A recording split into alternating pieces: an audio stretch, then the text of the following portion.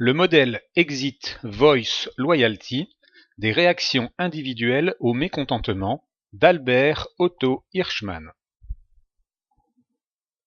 En 1970, l'économiste Albert Otto Hirschman publie un ouvrage intitulé Exit, Voice and Loyalty qui rencontrera beaucoup de succès. Il y étudie les conduites de consommateurs mécontents d'un bien ou d'un service. Au terme de son travail, Hirschman établit 3 types de réactions possibles. Exit. Le client part et cherche un autre prestataire. Voice. Le client reste et se plaint auprès du prestataire pour rétablir le niveau de qualité attendu. Loyalty. Le client reste fidèle même s'il vit un mécontentement.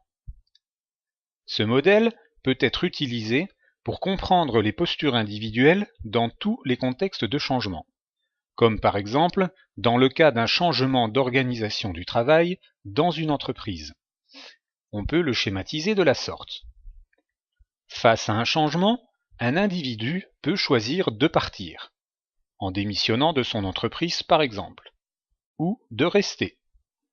S'il reste, il peut protester pour manifester son mécontentement, ou il peut accepter le changement, soit parce qu'il est d'accord avec les choix, soit parce qu'il est loyal avec les décideurs.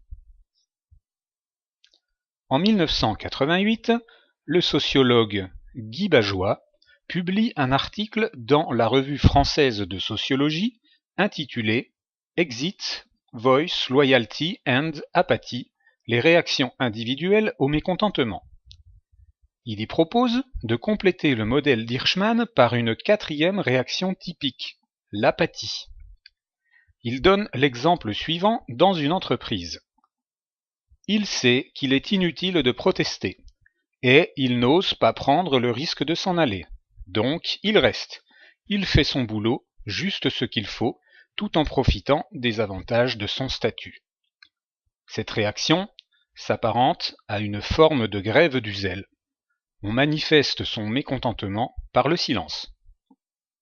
Ainsi complété, le modèle Exit Voice Loyalty Apathy est très utile pour rendre lisibles les postures individuelles dans un contexte de changement. Il peut alimenter l'étude du système d'action concret théorisé par Michel Crozier et Erhard Friedberg.